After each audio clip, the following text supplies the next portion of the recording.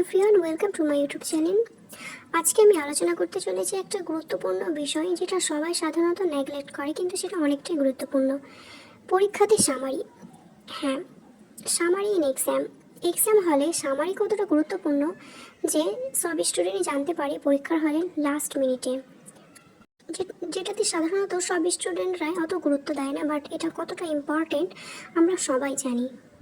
চলো তাহলে শুরু করা যাক। আমি এই ভিডিওতে বলতে চাই যে সামারি কতটা গুরুত্বপূর্ণ এবং এর গুরুত্ব কত। আপনারা এই কথাটাকে মানেন কি না মানেন, কিন্তু এক্সামে সামারি কতটা আমাদের সাহায্য করে। প্রত্যেকটা স্টুডেন্টের যে কোনো বিষয়ে একটা সামারি অবশ্যই মুখস্থ করে বা একটা সামারি জেনে নেওয়া অনেক দরকার। তাহলে সবাই জেনে নেয় যে একটা ভালো সামারি কিভাবে লিখতে হয় এবং কিভাবে একটা ভালো সামারি কি, একটা সামারি কি বা কিভাবে সামারিটাকে পরীক্ষাতে লিখতে হয় এবং এটার সাহায্য কিভাবে আমরা পাই, সেটা আমি এই ভিডিওতে বলতে যাচ্ছি। কোনো একটা বিষয় আছে, পোয়েম হোক কিংবা স্টোরি কিংবা নোভেল কিংবা প্লে, সেটারই ছোটোর মধ্যে আমরা যে আসল মিনিংটা এবং সেটাকে এক কথাই বলি, যে সেটা আমরা একটা প্যারাগ্রাফ তৈরি করি, সেটাকে সামারি বলা হয়। এক ধরনের কথাতে কোনো একটা ফলের যে আমরা জুস বার করি, সেটাই হলো সামারি। এই সামারিতে আমরা পুরো নোভেল কিংবা পুরো প্লের যে মেইন আইডিয়া বা মেইন জিনিসটা কী সেটা আমরা বুঝতে পারি এই সামারি, যেটা ছোটোর মধ্যে আমরা দেখাই। সেটা আপনি ছোটোর মধ্যেও লিখতে পারেন কিংবা আপনার মত অনুযায়ী বড় করেও লিখতে পারেন, কিন্তু আসলে সামারি জিনিসটা হলো যে কোনো জিনিস বা কোনো স্টোরি বা প্লের যে মেইন আইডিয়া বা মেইন জিনিস, সেটাই হলো সামারি। প্রত্যেক জিনিসের সামারি তৈরি করা যায়। ধরেন আপনারা একটা নোভেল পড়লেন কি একটা ড্রামা পড়লেন, সেটাকে বারবারই পড়তে হবে তার মানে আছে? যদি আপনি সেটার একবার সামারি তৈরি করে নেন বা একটা সামারি পড়ে নেন, তো সেটা একটা সামারি পড়লেই হয়ে যাবে, কারণ মেন ধারণাটা না সেই সামারিতেই থাকে। এবং পরীক্ষার সময় এই সামারি আমাদের অনেকটাই সাহায্য করে।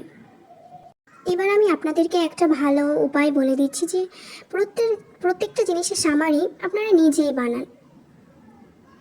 নিজে সামারি বানাবেন এবং সেটা ধারণা আপনারা অনেকটা ভালোভাবেই বুঝতে পারবেন এবং সেই জিনিসটা আপনার ব্রেনে অনেকটা ভালোভাবেই তৈরি হয়ে যাবে এবং অনেক তাড়াতাড়ি এটা মুখস্থ করাও সম্ভব হবে। এবার বলি সামারি কীভাবে তৈরি করা যায়। যে কোনো একটা নোভেল বা ড্রামা বা প্লের মেন জিনিসগুলোকে, মেন পয়েন্টগুলোকে আগে লিখতে হবে, যেটা আমাদের এটা রিভাইজ করতে হেল্প হয়। কেউ তো এমনও হয় যে সামারি মাধ্যমে তার রিডিং স্টাইল এবং রাইটিং স্টাইল সব কিছুই চেঞ্জ করে এবং অনেক কিছুতেই তারা হেল্প পায়। যে মেন যে টেক্সটটা থাকে সেটাতে অনেক অর্ডে অনেক হার্ড থাকে, অনেক কঠিন থাকে, কিন্তু সামারিতে এটা নিজের মাধ্যমে অনেক সহজেই লিখে ফেলতে পারি। এবার যখন সামারি নিজের ভাষাতে লিখছেন তখন কি হচ্ছে, আপনার রিডিং প্র্যাকটিসও হচ্ছে, এক্ষেত্রে আপনার রাইটিং প্র্যাকটিসও হচ্ছে, আর পড়াটা খুব সহজভাবে আপনারা নিজের মধ্যে আয়ত্ত করে নিতে পারছেন।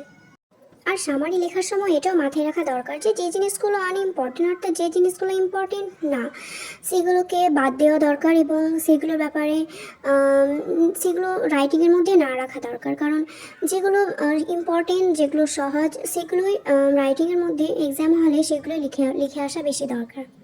আর সামারির সাইজ কতটা হওয়া বেশি দরকার, সামারি এমনভাবে লেখা দরকার যে যেটা খুব ছোটও বা না হয় আবার খুব বড়ও না হয়, যেটা পরীক্ষার শেষ সময় আমাদের অনেক হেল্প করে এবং অনেক সাহায্য করে এবং আমরা এটাকে খুব সহজেই লিখতে পারি। সামারি সব কিছুতে লেখা হয়, শুধু স্টোরি বা ড্রামা এরকমই নয়, যেরকম রিসার্চ পেপারের ক্ষেত্রেও সামারির অনেক গুরুত্বপূর্ণ আছে। তো আপনারা জানতে পারলেন যে সামারি কতটা গুরুত্ব।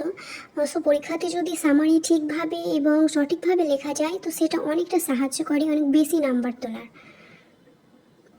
তাহলে আশা করি আপনাদের বুঝতে কোনো অসুবিধা হয়নি এবং এই ভিডিওতে নিশ্চয়ই আপনারা অনেক বেশি গুরুত্ব পেয়েছেন এবং অনেক বেশি সাহায্য পেয়েছেন।